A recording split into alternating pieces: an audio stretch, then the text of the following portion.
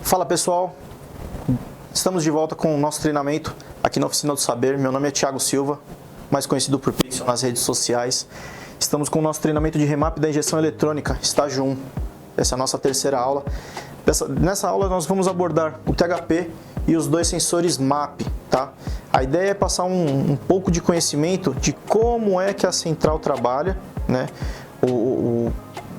Vamos falar assim, uma central moderna quando nós temos dois sensores MAP aí trabalhando no carro. Perfeito? Pode pular o slide, Rafa. Já temos aqui o motorzinho THP, adorado por muitos, odiado por muitos também. Eu gosto. Oh, não, o motor é bom, Eu gosto. O problema hoje só é o custo de manutenção, que é um pouco elevado por se tratar de um motor de injeção direta. Mas o motor é hiper bom, cara. Isso que a gente pode falar que é característica da injeção direta, né? Não é característica do THP, né? Exatamente. Hoje todos os motores de injeção direta têm um custo um pouco mais elevado, infelizmente. Mas são motores que entregam uma baita tecnologia. Sim. A ideia aqui do THP com os dois sensores MAP é a gente elucidar a metodologia de funcionamento da central perante o motor, tá? Porque a gente focou nos dois sensores MAP. É a forma que o carro tem para poder se basear como ele deve funcionar, como ele deve fazer a entrega de potência, vamos colocar assim, como ele deve colocar combustível, ponto de ignição e tudo mais, tá? Nós temos um sensor MAP antes da borboleta, que fica na tubulação da pressurização, e o segundo sensor fica após a borboleta, né? O primeiro sendo um T-MAP, tá, gente? É um sensor de temperatura com MAP, então ele lê a temperatura do ar que está passando e também a pressão. Perfeito? Vamos lá. Qual que é a ideia aqui? O sensor, vamos colocar assim, o sensor T-MAP. Esses sensores estão localizados onde aí no motor? Você consegue apontar mais ou menos? Só para ter uma noção por onde que vai passar o ar e tal. Vamos lá. Aqui é o MAP, para quem não sabe, é pressão, né? Isso. O MAP é fluxo de ar, o MAP é pressão de ar. Manifold Air Pressure ou Manifold Air Flux. Aqui no caso, o que acontece? Temos aqui a caixa do filtro de ar, né? O ar entra aqui, ó, por esse cantinho aqui, ó. Tá vendo essa pontinha? Passa aqui, passa pelo filtro, desce por aqui e cai na turbina. Certo. Tá? Turbina pressuriza o ar, ele passa pela pressurização, aqui embaixo nós temos um intercooler, ele retorna. O primeiro sensor MAP, ele vai estar aqui, ó. Ele não está na foto, mas ele está bem aqui em cima, tá? É um sensor aí de 4 fios. Tá? Então ele vai receber um ar que já passou pela turbina e já foi depois resfriado pelo intercooler. Exatamente. E depois disso ele cai aqui para baixo, aqui, ó. Tem uma quedinha aqui atrás e tem a TBI onde fica o coletor de admissão. Ali tem o segundo sensor MAP, que aí ele faz a leitura da pressão de dentro do coletor, né? Então, por exemplo, na fase aspirada, esse segundo sensor MAP, ele lê, vamos falar assim, o vácuo, né? Enquanto que aqui o vácuo ainda vamos colocar assim, é menor, né? Você tem ali uma diferença de pressão entre eles. Que aí cai até aquele assunto do chip que você falou. Da aula anterior, né? Das caixinhas. As caixinhas, por exemplo, no THP pegam os dois sensores aqui, ó. E aí o que ela faz? Ela cria uma depressão para aumentar a pressão de turbo. Entendi. É uma característica bem comum de mercado, entendeu? O que mais que a gente pode passar aqui que é interessante? Aonde que entra, você comentou, lembro que é o mapa, ele usa os maps como parâmetro quando você vai remapear. Sim. Como que isso funciona? O que ele usa de parâmetro, enfim, Vamos lá. Você mexe em um e aí tem que mexer no outro? Como funciona esse sistema? Não, via de regra não. Via de regra, assim, ó, eu não vou alterar a leitura de um map, tá? Eu vou utilizar o que ele possui de range de leitura. Então vamos falar aqui assim. Aqui no THP nós temos um sensor MAP que ele lê 1.55 bar de pico, né? Ou seja, até 1.55 bar ele consegue ter uma leitura. Da leitura dele, passou disso, ele não consegue nem ler. Exatamente, ele está no batente dele, né? Então o que eu vou fazer numa ECU? Eu vou alterar parâmetros como limitadores de torque, limitadores de pedal, alterar a sensibilidade do pedal do acelerador, tudo isso acaba trazendo resultado. Vou mudar a ignição, eu consigo dependendo do combustível utilizado, eu consigo usar uma ignição mais agressiva, né, uns times de ignição mais agressiva, eu altero o combustível, só que aí tudo isso na ECU, o que eu vou fazer? Por exemplo, combustível aqui tem uma particularidade muito interessante, você não tem um mapa de combustível propriamente dito, você não tem um mapa que você fala, ó, eu quero X de combustível. Talvez essa seja a maior dificuldade de você fazer uma reprogramação num veículo desse, né, para quem está iniciando. Porque a pessoa às vezes pega e fala assim, poxa, eu vou fazer uma reprogramação, eu vou mudar o combustível. Você não tem mapas você tem mapas de cálculo onde você busca aquele target de comida que você quer. E aí os sensores é que vão determinando ali a carga. Entendeu? Conseguiu entender a ideia? Sim. Então o que acontece? Quando a gente fala assim, o carro tem 2 sensores MAP, é o tipo de orientação que ele tem. Poderia ser um MAF. A gente pode falar que são os olhos dele? Exatamente. Exatamente. É como enxerga. Né? Lógico que esses são os 2 primeiros olhos do carro, né? Porque ele tem outros olhos, né? Vamos falar assim. Você tem sensores de temperatura de ar, temperatura de água, você tem o NOx sensor, que vamos falar assim, é o ouvido do motor, né? Ele vai saber se você tem aí uma boa qualidade de combustível ou se a ignição tá muito adiantada, tá muito agressiva para aquele combustível que você está utilizando, entendeu? Mas aqui seriam basicamente 2 olhos no motor, isso foi uma boa colocação, Rafa. Entendi. Uma outra coisa que você estava explicando, eu me lembrei, que o motor THP, eu lembro, tem gasolina e tem flex. E 2 coisas que eu já escutei de você falando. Primeiro, quando é só gasolina, você consegue extrair um torque e uma potência maior, se isso é verdade, por que disso? E quando você trabalha com um MAP dentro do THP, com gasolina ou flex, quais são as diferenças? Porque eu sei que também o flex, quando você remapeia, você tem que escolher um combustível, enfim, como que funciona essas peculiaridades do flex para o gasolina e como que eles trabalham, se você consegue explicar mais ou menos por que tem mais potência só no gasolina, enfim, que na prática... Né, é uma pergunta bem legal, cara. Explica pra gente. Vamos lá. O que acontece é o seguinte: motor monocombustível versus o flex, né? Se tratando do THP.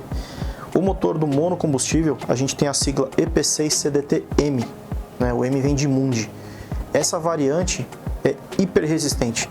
Tá? A gente tem basicamente aí a mesma resistência do EP6CDT-X, se não me falha a memória, que é o do DS3R lá de fora. Então, assim, a gente tem aqui um conjunto pistão e biela muito legal. A gente consegue tirar aí cavalarias aí acima dos 300 cavalos de roda sem problema nenhum. Eu mesmo já andei com 340 no meu DS. Usava uma turbina grandona, roletada, tal, tipo, dava pra andar. Lógico, não tinha um torque alto. Meu carro tinha aproximadamente aí 38, 40 kg de torque. Então, era um torque baixo e num RPM mais alto, onde acaba judiando um pouco menos das bielas. Enquanto que assim, o motor flex, ele virou a sigla EP6FDT. O que rolou? O FDT aqui no Brasil, ele usa o mesmo pistão. Essa sigla que você diz é a injeção? A sigla do motor. Sigla do motor, tá bom. Motor. O FDT, ele passou a ter o mesmo conjunto de pistão e biela do THP 156 lá de fora, que é sabido que é mais frágil. Tanto que lá fora é muito comum, Stage 2 os caras montam aí com biela forjada, pistão e biela forjada, é normal, é hiper normal. Você vai montar um estágio 2 lá na Europa, abre o motor, pistão e biela e fecha, é super comum, entendeu? Então, dessa forma, qual que foram as medidas que eu particularmente adotei para evitar quebras? Eu adoto um torque um pouco mais baixo. Em vez de extrair lá 40, 41, 42 kg de torque, como acontece no THP mono, que nem tem cliente que roda com 47 kg. Eu adotei uma estratégia onde eu utilizo um torque um pouco mais baixo, mantenho o carro dentro de uma margem de segurança, entendeu? E dessa forma o cliente fica aí feliz da vida, anda com o veículo sem dor de cabeça. Um outro aspecto que é muito importante, que você falou do lance do combustível, né, de selecionar um combustível, que assim, dentro de um carro original, ele tem que atender todos os combustíveis. Tem que andar bem na gasolina e tem que andar no álcool, tem que funcionar nos dois. Quando a gente começa a pensar num carro reprogramado, O que vai acontecer? Por exemplo, o THP rodando na gasolina, a gente adota um gap de vela. Por exemplo, vamos falar assim, na gasolina geralmente tinha um 0,7. Né? Quando a gente anda no álcool puro, a gente usa um gap mais fechado. Entre aí 0,5, 0,6, vai depender muito da saúde das bobinas. Só que o que acontece? Quando a gente acaba fechando muito, no álcool funciona legal. Mas na gasolina já se torna, o carro já tem uma tendência de falhar. Então, tem esse lado, tipo, você não vai conseguir atender dos dois lados. Então, por isso é que acaba se tornando, tipo assim, quero fazer um acerto, acaba acertando um só combustível e anda só nele, né? Aí o pessoal fala, poxa, Pixel, mas e aí? Por que não andar no álcool?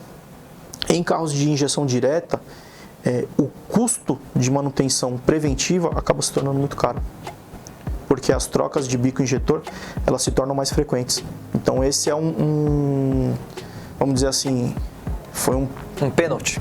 Um pênalti que acabou se criando aí ao longo do tempo, né? Você começa a notar que os carros com 30, 40 mil km já tem ali uma deficiência nos bicos injetores. Os bicos injetores começam a ficar... Que bebe muito álcool.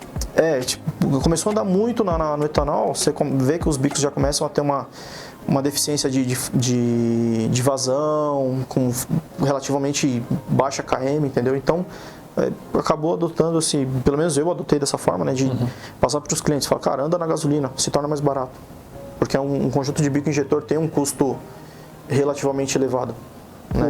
E a outra pergunta que eu fiz, por que quando o carro é flex, você remapeia, o cliente tem que escolher um ou outro combustível, não dá para remapear continuando flex, ou dá e não vale a pena? O que você diz? Alguns casos até dá. Outros, que nem eu te expliquei agora do lance do 208, o lance do gap de vela. Isso acaba atrapalhando um bocado. Mas tem carros que não é que é permitido, né? Mas você tem a possibilidade. Funciona relativamente bem, entendeu? Tem carros que, por exemplo, vamos falar assim, funciona muito bem no álcool, fica um canhão de andar, fica legal pra caramba. Na gasolina ele só funciona. Vamos falar assim, ele literalmente vive. Sim. Ele vai andar ok, sem problema, sem dor de cabeça, mas ele não vai desempenhar da mesma forma. Só para a gente fechar essa aula, para o reparador que está assistindo a gente, chegou um DS3 lá, um C4 Lounge, sei lá, um carro com motor THP, um C4 Cactus, que tem bastante hoje em dia, né? Sim. Quais são os problemas mais comuns desse tipo de motor que, quando é remapeado, quais são os crônicos dele? Eu sei que acho que a tampa de válvula não é muito legal, enfim. Que de dica que você pode dar de problema crônico para o reparador já ficar um pouquinho mais armado quando esse tipo de carro remapeado chegar, com esse motor chegar para ele? Bom, a primeira coisa que eu indico ao reparador é assim, ter um bom scanner e fazer uma leitura de parâmetros, tá? O que acontece nesses carros? Que nem você falou, o lance da tampa de válvulas. Muita gente condena a tampa. A tampa não é um vilão na história.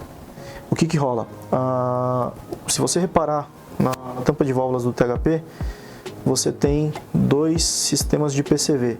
Esse da direita aqui, ele funciona na fase turbo comprimida, ou seja, quando tem pressão positiva, ele expulsa os vapores do cárter por essa saída da direita. Porém, nessa saída da esquerda aqui, a gente tem os vapores na fase aspirada. Só que aí tem um pulo do gato. Dentro do coletor de admissão do THP existe uma válvula anti-retorno, tá? O que acontece? Com o tempo ela quebra. E aí ela deveria barrar a pressão positiva do coletor. E ela não barra mais. Então o que vai acontecer? Vai sair a pressão positiva do coletor em direção à tampa. E aí quando ela encontra a tampa, ela vai encontrar a membrana, que acaba rompendo. Então esse é um dos vilões, né? Via de regra, lá fora não tem essa entrada ligada. Existe uma tampinha para o coletor. Aí geralmente tampa lá no coletor e zero dor de cabeça, tá? Pro pessoal que quer pegar um motor desse, além dessa dor de cabeça, se for mono, sempre ficar atento à pressão de bomba de alta, tá? Ela tem que compreender aí entre 48 e 52 bar na lenta e por uma média aí de 120 bar em plena carga, tá? Nos THP Flex, bomba de baixa costuma dar problema, por incrível que pareça. O pessoal fala, o carro tá à prova de balas. Não, tem seus pênaltis. A bomba de baixo é uma que apresenta bastante problema. Ela tem que ficar sempre entre 5 e 6 bar. Você pegou um carro, tá rateando, falhando, alguma coisa do tipo, mede a pressão da bomba, que é um item que costuma dar problema. Outra coisa que nos THP Flex acontece também, muito problema de vela e bobina. O pessoal usa álcool com muita água, pega, abastece em qualquer posto e acaba pegando combustível com muita água. Isso deteriora aí as bobinas e velas pra caramba.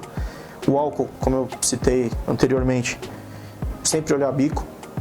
Nos flex aí pode aparecer problemas entre 30 e 40 mil km, é muito comum mesmo. É uma coisa que eu vejo bastante na oficina.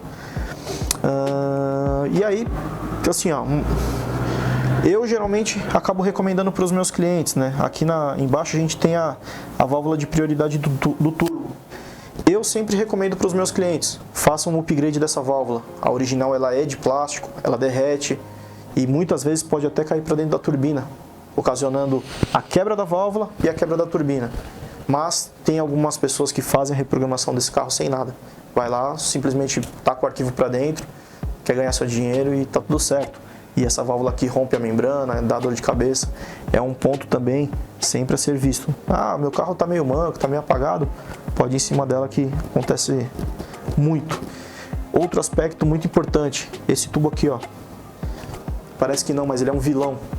Ele é uma peça de plástico e acaba sofrendo muita vibração mesmo, tá? E ela rompe aqui bem próximo da turbina. Às vezes, quando isso ocorre, pode cair detritos para dentro da turbina, principalmente, né? E aí acaba danificando a mesma. Aqui, para solucionar isso, vamos colocar em definitivo, né? A gente faz a remoção desse tubo e faz o que a gente chama de intake, né? Que é um filtro já direto na boca da turbina. Isso ajuda um bocado. Ganha alguns cavalos, isola o problema, né, de acontecer novamente e ainda custa mais barato do que o original. Entendeu? Então essa é uma questão aí que é bem pertinente. Que mais? Cara, de resto, assim, ó, é um motor que às vezes pode apresentar problemas na válvula termostática, tá? Mas a MT Thomson possui a peça para reposição de qualidade, recomendada por Pixel, segundo ele. Sim, exatamente, isso eu ia até comentar agora.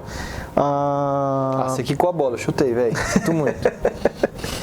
A termostática desse carro no começo apresentava muito problema. Apresentava tanto no sensor, tanto que existiu lá atrás. Isso de projeto, né? Para deixar claro para a turma, é questão de projeto, né? Sim, como foi concebido o projeto. Sim, lá no começo teve seus erros, né? E foram consertando ao longo do tempo. Tanto que lá atrás houve um recal branco, inclusive. Eles colocavam um sensor extra na termostática.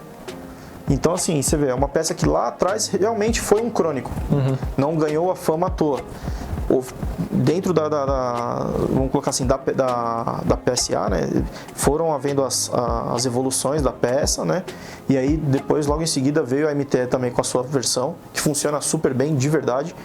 É uma peça muito legal, tem um custo bacana para você que é reparador e funciona super bem. Hoje você troca uma peça dessa, você fica aí um belo tempo sem encostar novamente aí na termostática. Chega a falar que, cara, dura pelo menos aí uns 2 anos e meio tranquilamente, sem novidade nenhuma. No mais, é assim, ó, esse é um motor que, como todos os outros de injeção direta, sempre faça manutenção preventiva. Eu sei que essa aula a gente acabou não falando do mapa em si, né, mas a gente tentou trazer um pouco de informação útil sobre o motor, que é bem interessante, que é bem legal. Tem coisas que muita gente desconhece, né, a respeito do motor THP. Esse é um motor que eu mexo muito. Posso dizer que é meu... Seu filhinho? É o motor queridinho da oficina. E aí a gente acabou pegando uma expertise legal nesse motor, cara. Então tem bastante coisinha aqui, bastante detalhezinho que dá para passar aí e o pessoal acabar trabalhando bem em cima dele. Ficamos por aqui nessa nossa terceira aula. E vejo vocês em breve. Esperamos vocês na próxima. Valeu, gente. Até.